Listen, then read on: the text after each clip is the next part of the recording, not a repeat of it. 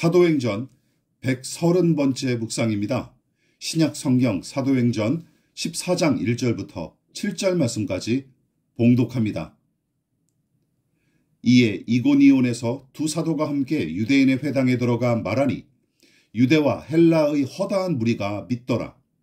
그러나 순종하지 아니하는 유대인들이 이방인들의 마음을 선동하여 형제들에게 악감을 품게 하거늘 두 사도가 오래 있어 주를 힘입어 담대히 말하니 주께서 그들의 손으로 표적과 기사를 행하게 하여 주사 자기 은혜의 말씀을 증언하시니 그 시내의 무리가 나뉘어 유대인을 따르는 자도 있고 두 사도를 따르는 자도 있는지라. 이방인과 유대인과 그 관리들이 두 사도를 모욕하며 돌로 치려고 달려드니 그들이 알고 도망하여 루가오니아의 두 성 루스드라와 더베와 그 근방으로 가서 거기서 복음을 전하니라. 비시디아 안디옥에서 이고니온으로 이동한 바울과 바나바는 그곳에 있던 유대인들의 회당에서 복음을 전했고 거기서도 유대와 헬라 출신의 사람들이 예수를 구주와 하나님으로 믿고 영접하는 일이 벌어집니다. 당시는 예수를 하나님과 구주로 믿으면 득이 될 게 없는 정도가 아니라 생계와 생명까지 위협을 받는 시대였습니다. 그런데도 사도들을 통해 복음이 선포될 때마다 허다한 무리가 믿음으로 영접하는 것을 보면 땅끝까지 복음을 전하라는 주님의 명령에 순종한 전도자들을 칭찬해야 마땅하지만 그것보다 전도자들의 순종과 헌신을 통해 구원하시기로 작정한 사람들을 모으시는 하나님의 일하심이 더더욱 두드러져 보입니다. 왜냐하면 복음을 듣고 믿음을 얻는 것 자체가 인간의 계산과 맞지 않을 뿐더러 신비하기 이를 데 없는 현상이기 때문이죠. 여러분, 고난과 죽음과 손해 당할 것을 뻔히 알고 뛰어드는 게 쉬운 일입니까? 그러므로 오로지 하나님의 은혜와 신비로 된 일임을 우리는 인정하지 않을 수 없어요. 물론 기쁜 일만 벌어진 것은 아닙니다.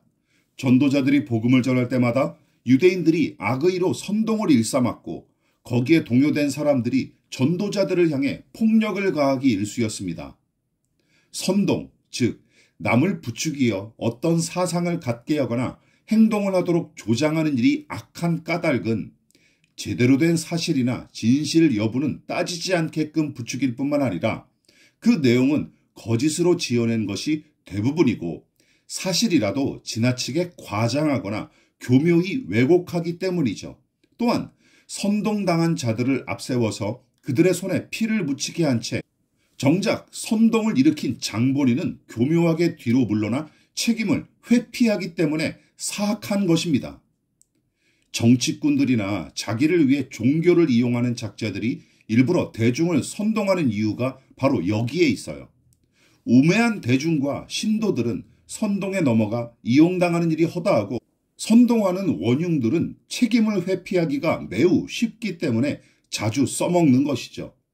그러나 바울과 바나바는 유대인들의 거짓 선동을 똑같은 식으로 되갚지 않습니다. 도리어 사도들은 악을 악으로 갚지 않고 모든 사람 앞에서 여전히 선을 도모했습니다. 유대인들의 악한 선동에 대적한답시고 거짓말을 지어내어 그들에게 누명을 씌운 다음 이고니온 사람들을 자기네 편으로 끌어들이려고 발버둥 치지 않죠.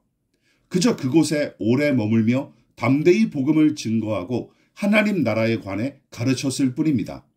그리고 하나님은 두 사도를 기뻐하신 까닭에 그들의 말에 힘을 실어주셨고 놀라운 표적과 기적을 일으키셨죠. 물론 하나님이 기뻐하실 만큼 그들이 순종했다고 선동이 당장 그치거나 핍박이 없어진 것은 아닙니다. 두 사도는 비시디아 안디옥에서처럼 돌로 치려는 유대인들과 이방인들을 피해 루스드라와 더베와 그 근방으로 도망칠 수밖에 없었어요. 그러나 거기서도 복음을 전했고 여전히 선을 행했습니다. 그들이 추구하고 지켰던 것이 무엇인지 다시 한번 곰곰이 생각해 보십시오. 사람들의 인정과 칭찬, 물질적인 풍요 따위가 아니었던 것이 분명합니다. 오직 하나님의 뜻을 따라 살아가고 그것으로 그들은 충분한 기쁨과 보람을 누렸습니다.